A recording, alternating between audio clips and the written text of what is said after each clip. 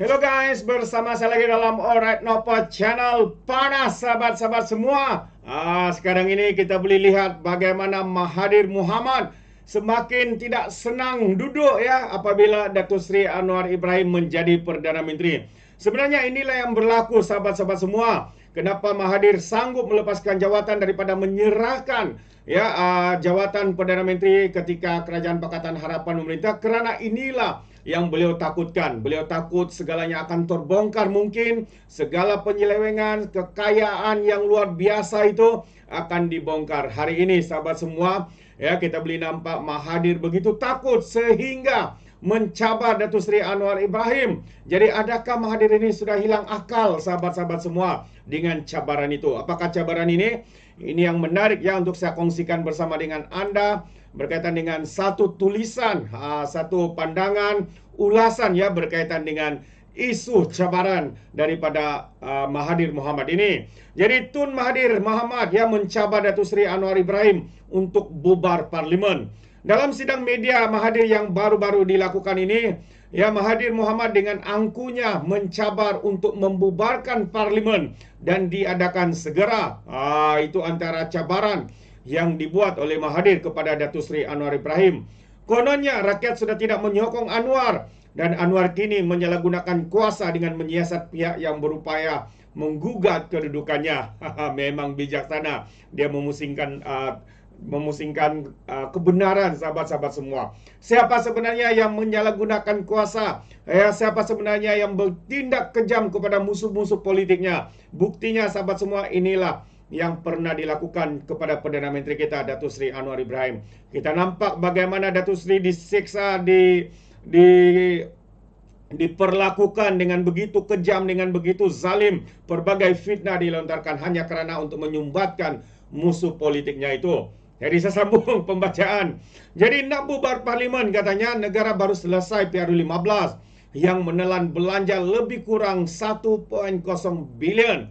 Jadi itu jumlah yang bakal dipakai untuk parlimen ataupun pilihan raya diadakan. Jadi adakah Mahathir ini sudah hilang akal sahabat semua? 1 bilion itu kalau diberi kepada rakyat, subsidi, bantuan dan sebagainya, rakyat yang senyum, bukannya Mahathir yang senyum sahabat-sahabat semua.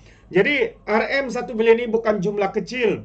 Kalau tahun-tahun nak PRU, soalnya bolehlah lingkup negara. Takkanlah TUM yang bertahun-tahun pimpin negara tak perasan dengan kos ini. Soalnya soal penulis ini lagi. Dan satu persoalan yang diberikan oleh penulis ini katanya, apakah Tun sudah lupa 117 calon pejuang termasuk Tun hilang deposit dalam PRU15? 117 kali dengan 10.000 ia bersama dengan 1.170.000. Takkan tak serik lagi Tun. Soalnya banyak tu duit calon-calon pejuang yang hangus lagi mau sembang PRU. Itu dia. Jadi siapa yang tidak sokong rakyat sebenarnya? Tun pasti ada jawabannya. Move on Tun katanya. Negara perlu kestabilan politik. Kalah buat cara kalah. Yang ditolak rakyat itu parti pejuang. Yang ditolak rakyat itu calon-calon pejuang, termasuklah anaknya, termasuklah Mahathir Mohamad sendiri. Bukan saja kalah sahabat semua, tapi hilang deposit sebanyak 1.100.070. Itu bukan satu jumlah yang kecil.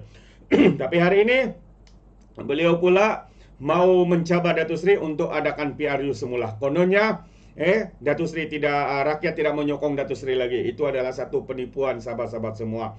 Jadi seterusnya saya baca lagi. Tahulah Tun bersama Perikatan Nasional sekarang, tapi tunggulah PRU 16 katanya. Kalau betul nak all out pun relaxlah Tun. Masa panjang lagi. Masih sempat tubuh parti baru. Pedas sindiran itu. Kalau betul pun nak backup anak sendiri, janganlah sampai nak bubar parlimen. Tun bukan tak tahu kesan-kesan pembubaran parlimen secara mengejut ini. Jadi kita sudah mengalaminya sahabat semua. Ya, ketidakstabilan negara, politik, ekonomi merudum, rakyat yang terkesan. Akhirnya rakyat terpaksa angkat bendera putih. Kalau betul Jadi saya sambung, semua orang faham apa yang Tun hadapi masa ini. Tapi biasalah Tutun, katanya semuanya masih mengikut perundangan. Tak seteruk dulu, zaman ada ISA dan Ops Lalang, berapa ramai aktivis masyarakat, pemimpin NGO, ahli politik, teknokrat dan aktivis pelajar ditahan tanpa bicara.